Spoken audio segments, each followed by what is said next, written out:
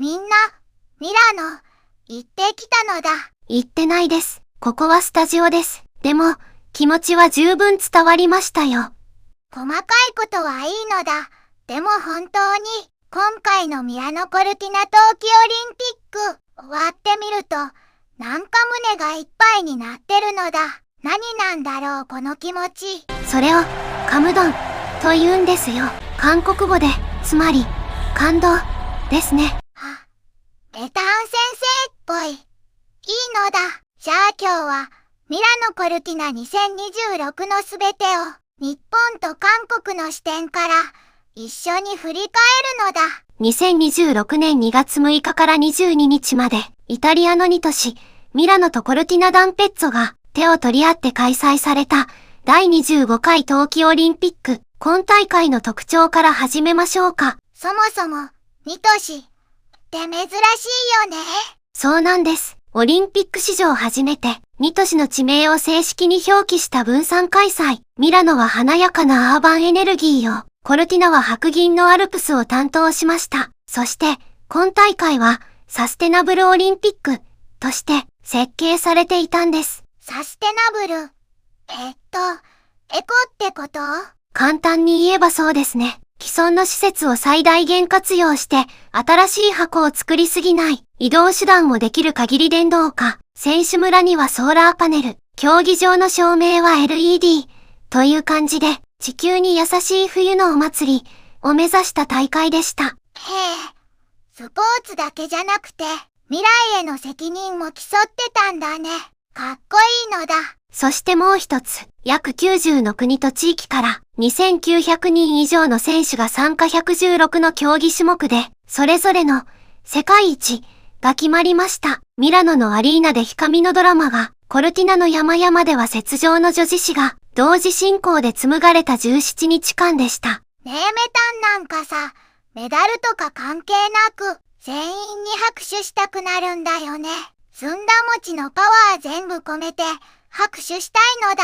それが正解だと思います。オリンピックの本質は、記録でも金メダルの数でもなくて、準備してきた年月の重さ、その全部を一瞬につぎ込む、あの瞬間にあるんですから。アルペンスキーでコースアウトして泣いてた選手も、ショートトラックで最終コーナーで転倒して、それでもゴールまで滑り切ったあの選手も、みんな輝いてたのだ。日本選手団は71名の選手が出場。韓国選手団も同じく71名。不思議と同じ数ですね。偶然じゃないような気がします。それ、運命じゃないのだ。おそらく偶然ですが、でも、その、偶然を今日は運命と呼んでもいいかもしれませんね。さあ、気になる成績を見ていこうのだ。まず全体順位から。今大会の最終メダル順位です。1位、ノルウェー金18、2位、アメリカ金12、3位、オランダ金10、4位、地元イタリア金10、5位、ドイツ、そして注目のアジア勢、10位に日本金5銀7銅12計24個、13位に韓国金3銀4銅3計10個、12位に中国金5銀4銅6計15個。日本、すごいのだ。メダル24個って、冬季オリンピック出場史上最多じゃないの。正確には冬季オリンピック通算メダル数が、ついに100個を超えた大会です。アジア勢で初の快挙。しかも、スノーボード種目だけで金メダル4個を獲得するという、圧倒的な強さを見せました。スノーボードだけで金4個。日本はもうウィンタースポーツの、スノーボード大国、になったんだね。その通りです。具体的に見ていきましょう。日本メダリストの主な顔ぶれ。まず最大の話題になったのは、フィギュアスケートペアの、ペア。日本フィギュア史上初のペア金メダル。フリースケーティングでの逆転劇は、世界を沸かせました。採点は世界新記録の231.24点。あの演技正直ずんだもん。声出して泣いたのだ。あの運命みたいな出会いから始まったペアが、オリンピックで頂点に立つって、もうドラマじゃないか。私は泣いていません。目にゴミが入っただけです。続けます。スノーボードでは、女子ビッグエアの村瀬心椛じ、男子ハーフパイプの戸塚優斗、そして、男ビッグエア金メダル木村綺羅、女性スロープスタイル、金メダル、深田真理、スノーボード界に黄金世代の旗を高く掲げました。フィギュアでは坂本花織選手が銀メダル、引退を示唆してたのに、最後の最後まで輝いてたのだ。そして、韓国。今大会の韓国は金3銀4銅3の計10個。4年前のベイジン大会金2銀5銅2を上回る成績でした。最大のトピックは、ショートトラック女子の世代交代の完成と、スノーボードでの歴史的快挙。韓国の金メダル、全部教えてほしいのだ。まずスノーボード女子ハーフパイプ、チェガオンチェケイ姫、17歳の新星。韓国史上初のスノーボード金メダル、そして韓国の雪上種目初の金メダリスト、1次、2次と転倒を重ねながら、3次で劇的な逆転、90.25点、クロエキムの3連覇を阻止した瞬間は、世界中が息を飲みました。1次2次でこけても、3次で逆転。それって、ゾーンに入ったとしか言いようがないのだ。17歳でそれをやるって、ちょっとおかしいのだ褒め言葉。次にショートトラック女子 1500m、キム、ギルリ、そして女子 1000m でも金メダルを獲得し、この大会で2冠、さらに 1500m の銀メダルはベテランのチェ・ミンジョンチェが獲得。この2人がワンツーフィニッシュを飾った 1500m のレースは、まさに世代継承の絵巻物でした。先輩の後ろを追って、後輩が前からゴール。うわ、それ映画じゃないの。先輩も後輩も、二人とも輝いた。チェ・ミンジョン選手はこの大会を経て、通算メダル数が7個となり、韓国史上最多メダリストの記録を更新しました。37歳の銀メダル。その重さは、想像にあまりあります。37歳で銀メダル。それって、オリンピックを生きてる。ってことだよね。そういうことだと思います。よし。気持ちを切り替えて、今大会で日本と韓国がそれぞれ光ってた部分、もっと掘り下げていこうのだ。まず日本から、今大会の日本の特筆すべき点は大きく3つ。スノーボードの圧倒的な層の厚さ、スポーツ科学の進化、そして MZ 世代の選手たちのメンタリティです。スノーボードはなんで日本がこんなに強くなったの？昔そんなイメージなかったのだ。実はここが面白いんですよ。日本のスノーボード強化は単なるエリート育成じゃない。日本中にスキー場があって、子供の頃から生活の中にスノーボードがある文化が根付いてきたんです。加えて、ハーフパイプやスロープスタイルの技術体系を科学的に分解して、体の小さな日本人選手でも最大のパフォーマンスが出せるよう設計し直した。それが今大会で爆発した形です。なるほど。生活科学の掛け算なんだね。そして韓国の今大会における躍進のポイントも3つ。ショートトラックの世代交代の成功、スノーボードの歴史的突破、そしてエリートスポーツの集中力と回復弾力性です。韓国のショートトラックって、長い間ベテラン頼みなイメージがあったけど、今大会は若い選手がバンバン活躍してたのだ。まさに、キム・ギルリ選手はたった一人で、今大会3つのメダル金2銀1を獲得。そして最年少ではチェガオン選手の17歳金メダル。これは単なる若さの話ではなく、韓国が近年、エリート選手の若年期からの育成システムを抜本的に見直し、怒られながら育つ、旧来型から自分で考えて成長する、新型育成モデルに転換してきた成果だと分析できます。MZ 世代の選手の話が出たけど、今大会、日韓どちらの選手も、なんかこう、競技が終わったら楽しそうにしてたよね。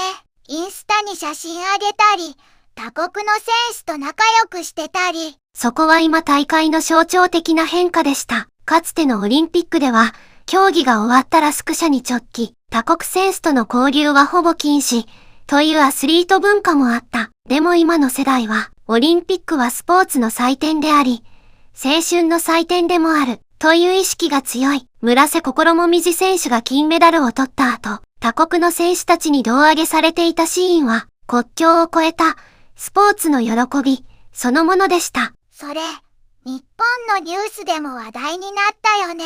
お祝いしてあげる方も、される方も、みんなニコニコで、あれ、好きだったのだ。スポーツが言葉よりも先に心をつなぐ、それを改めて証明してくれた場面でしたね。ここで、お待ちかね、レタン先生の、ちょっと待って、それってどういう意味？コーナーなのだ。今日は2つ解説します。まず、ミラノコルティナ2026という名前の意味。名前に意味あるの？ミラノはイタリア最大のビジネス都市、ファッションと文化の発信地、コルティナダンペッツォは、1956年に冬季オリンピックを開催した歴史を持つ、ドロミテ山脈に抱かれた山岳リゾート。この2つを結んだ意味は、都市の未来と自然の伝統を共に称えるというメッセージ。開催都市の名前自体が大会のテーマを語っていたわけです。名前一つでそんな深いこと言ってたんだ。イタリア人。おしゃれすぎのだ。では次、ウィンタースポーツ用語エッジワークとテレマーク着地。聞いたことあるけど、よくわかってなかったのだ。エッジワークスケートの配置の使い方のこと。氷との接触角度をミリ単位で調整することで、スピード、カーブ、ジャンプの踏み切りが決まる。フィギュアでもスピードスケートでもショートトラックでも、すべてのひかみ競技の根幹です。エッジを制する者が、ひかみを制する。エッジを制する者が、ひかみを制する。メタン。かっこいいこと言うのだ。テレマーク着地スキージャンプで着地する際の理想的なフォームのこと。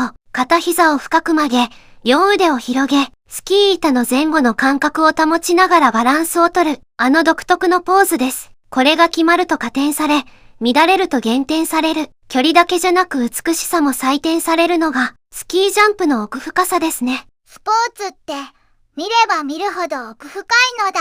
今度から見方が変わりそうのだ。ではこの大会で語り継ぎたいストーリーを3つご紹介します。聞くのだ。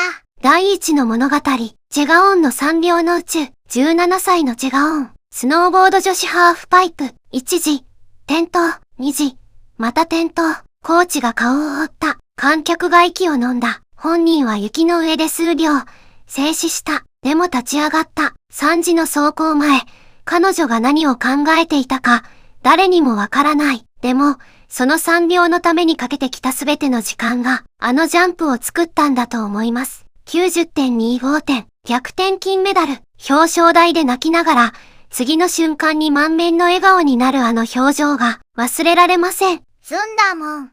また泣きそうなのだ。第2の物語、一つの笑顔が国境を消した日、ショートトラック男子 1500m、韓国のファンで本気体験選手が転倒し、レースから脱落した瞬間、リンクサイドで彼のために両手を握りしめて祈っていたのは、日本のコーチングスタッフの一人だったと伝えられています。そして男子 1000m で、韓国のイム・ジョンウォン選手が銅メダルを決めた瞬間、リンクのフェンス越しに他国の選手たちと並んでガッツポーズをしていたのは日本のショートトラック選手でした。スタジアムの画面にはおめでとうという声が交差して聞こえた気がしました。それって報道に出てたの？全部がそのまま記事になるわけじゃない。でも、スポーツの現場にはカメラが映さなかった人間のドラマが無数にある。それを想像する権利が私たちにはあると思っています。それがスポーツを見るってことなんだね。第3の物語、古い友情小平奈緒と李承花の抱擁。あの日から時を遡ること2018年平昌冬季オリンピック、スピードスケート女子 500m。小平奈緒が五輪新記録で金メダル。銀メダルは地元韓国の李承花。レース直後、勝者小平は泣き崩れる李承花の元へ歩み寄り、声をかけ、抱きしめた。その瞬間の映像は今でも多くの人の記憶に焼き付いています。大丈夫？という一言が2カ国の間に橋を架けた。今大会でも、ひかみに、また新しいそういう物語が生まれた。それだけで、オリンピックはやめられません。大丈夫？の一言が2カ国の言葉って、やっぱりすごいのだ。いや、言葉より前に、その一歩がすごかったのだ。さて、感動の余韻を抱きつつ、少し俯瞰した視点で話しましょう。今大会で見えてきた日韓それぞれの競技力の構造的な特徴、そして未来の可能性について。日本の強みはさっきも出たけど、スポーツが生活に溶け込んでいること？そうです。日本の強さの根幹は、生活体育の厚い地盤にあります。スキー学校が各地にあり、スノーボードパークが身近にある、フィギュアスケートのリンクも全国に存在する。つまり、好きだから始めて、気づいたら世界レベルになっていた、という選手が生まれやすい環境がある。これが底力です。加えて今大会では、スポーツ医学データ分析バイオメカニクスを融合した日本型スポーツ科学が結実していた。韓国はどうなの？韓国の強みは、エリートスポーツの集中力と、折れない回復弾力性、少ないリソースを一点集中させる能力、そして逆境からの回復力、チェガオンの2度の転倒からの逆転がまさにその象徴です。また、韓国のショートトラックは長年、世界の技術基準を作ってきた。今大会の世代交代は、その遺産の上に咲いた花と言えます。じゃあもし日本の生活体育の厚さと韓国のエリートの集中力を合わせたら、とんでもない選手が生まれるんじゃないの？それがすでに始まっています。日韓のコーチングスタッフの交流は、特にスピードスケート分野で活発化しています。韓国のスノーボード選手が日本のコーチの下で練習し、日本のショートトラック選手が韓国の戦術論から学ぶ、そういう静かな、しかし着実な交流が選手たちの足元で進んでいます。チェガオン選手が日本のスノーボードコーチから技術指導を受けていたことは、その象徴的な一例とも言えます。競い合いながら学び合ってる。それって最高のライバル関係じゃないの？お互いがいるから、もっと遠くへ行ける。これが、日韓スポーツの共生の姿だと、私は思っています。さあ、最後のセクション。まずはクイズコーナーなのだ。視聴者のみんなも一緒に考えてほしいのだ。クイズ第1問。今大会で日本が獲得した冬季オリンピック通算メダル数は、アジア勢で史上初めてある数字を超えました。その数字は何でしょう？50？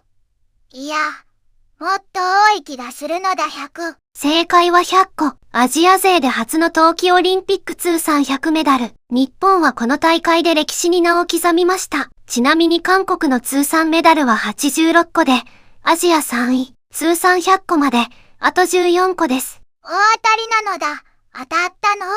でも気持ちは当たったのだ。クイズ第2問。2018年平昌冬季オリンピックで金メダルを獲得した後、銀メダリストに寄り添って感動の友情シーンを生み出した日本人選手は誰でしょう？そして相手の選手の国籍と名前も答えてください。これはわかるのだ。小平奈緒選手。相手は韓国のイ・サンファ選手。さっきのストーリーで出てきたのだ。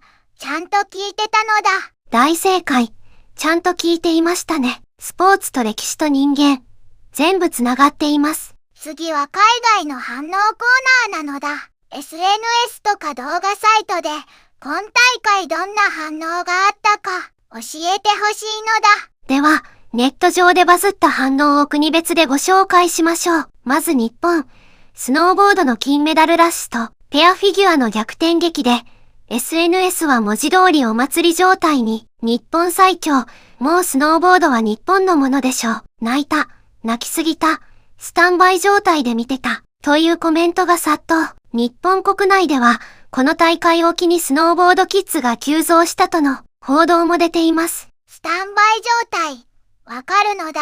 メタンみたいに目にゴミが入る状態ね。続けます。韓国、チェガオンの逆転金メダルと、キム・ギルリの2冠に、SNS は国民的英雄の誕生を称えるムード一色に、リーショー花お姉さん以降の新しい星、17歳がクロエキムに勝った、言葉にならない、ランボルギーニ・ギルリの造語、というユーモアある愛称まで生まれ、帰国後は実際にランボルギーニでの凱旋も話題になりました。ランボルギーニ、センスありすぎのだ。日韓ともに、ネーミングセンスで金メダル取れるのだ。そして中国、日本が金5を取り、韓国が金3を取った。中国はどこへ行った？という、苦笑交じりのコメントが広がりました。中国は今大会、金5は取ったものの、北京大会での圧倒的な地元開催の恩恵がなくなり、期待を下回ったとの評価。一方で日韓の友情が気持ち悪い褒め言葉、なぜ仲良さそうにしているんだというコメントには、複雑な感情が滲み出ていました。仲良さそうにしているんだ。って言われたってことは、実際仲良くなってるってことじゃないの。いいじゃないのだ。そうかもしれません。羨ましいと感じてくれるなら、それもまた、嬉しいことですね。ねえ、メタン、今大会を振り返って、結局、一番心に残ったことって何だった？選手たちの、もう一度立ち上がる力、です。転倒しても、失格になっても、4年分の夢が崩れた瞬間でも、それでも立ち上がる。その力の源が何なのかを、ずっと考えていました。それって何だと思う？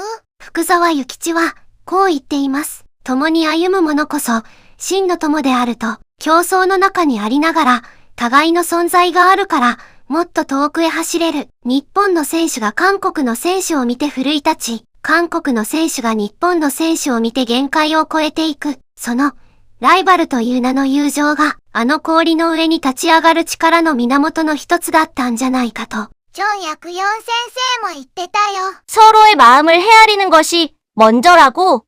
日本語に訳すと、相手の心をおもんばかることが、まず先だ。スポーツって、それを体でやってるんだよね。言葉を超えた場所で。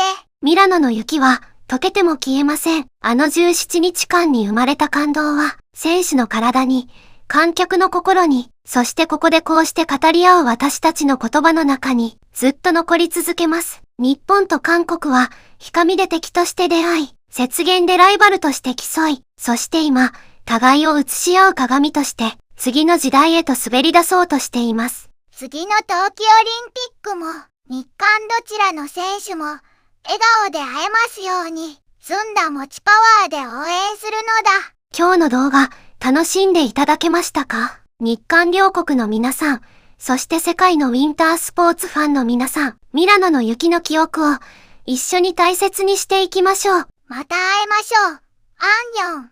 さようなら。